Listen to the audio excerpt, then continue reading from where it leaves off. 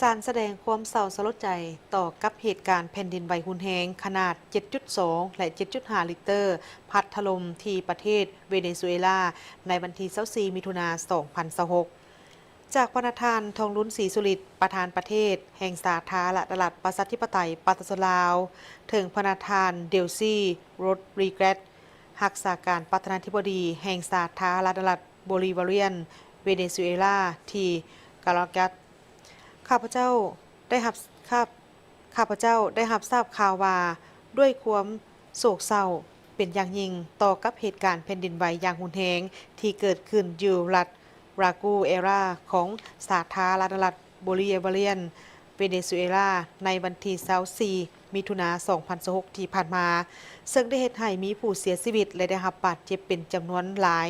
พร้อมทั้งได้สร้างความเสียหายอันหนักหน่วงต่อกับพื้นฐานโครงสร้างและทรัพย์สินของประชาชนต่างหน้ารัฐบาลประชาชนแห่งสาธารณรัฐประชาธิปไตยปาตสลาวและในนามส่วนตัวข้าพเจ้าขอแสดงความเสียใจและเห็นใจอย่างลึกซึ้งมายังพระประธานและผ่านพระประธานไปยังรัฐบาลและประชาชนเวเนซุเอลาโดยเฉพาะคอมเมนต์ต่อกับครอบครัวผู้ที่ได้รับเคราะห์ร้ายจากเหตุการณ์ภัยพิบัติทางธรรมชาติในครั้งนี้ข้าพเจ้าเชื่อมั่นอย่างนักแน่นว่า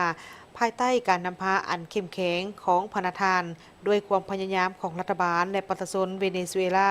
บวกกับการช่วยเหลือจากวงการญาติสากลเวเนซุเอลาจะสามารถผ่านพาระยะเวลาที่ยุ่งยากในครั้งนี้ไปได้และฟื้นฟูชีวิตการเป็นอยู่ของประชาชนอยู่เขตที่ได้รับผลกระทบให้กลับคืนสู่สภาพปกติโดยไว